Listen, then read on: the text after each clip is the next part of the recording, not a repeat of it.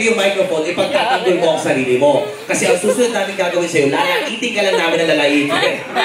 Ito dito lang. Hello, anong name? Harap ka sa pa. Si Hans pala. Si Hans.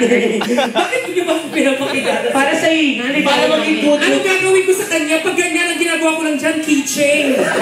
Hans, balutin mo na. Sige na sa'yo na yan. Itapon mo na sa kalasada para masagataan ng jeep. Matutuyutin niya. Hello. Ano pangalan mo? Si Nelson. Nelson.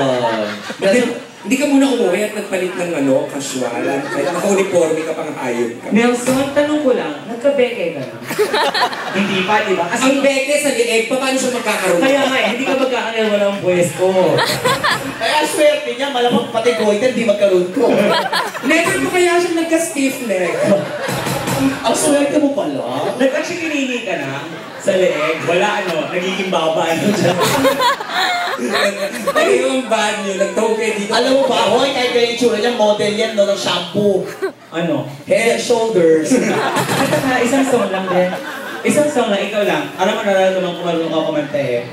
Dali. Dali, ikaw bahala, chocolate. Makinis naman siya. Positive mga kwento mo ha. Ikaw may masabi kang maganda ha. Kaya nga hindi ako nagsasalita. Punyeta, nag-aaral pa lang kami, naglalait ka na. Wow!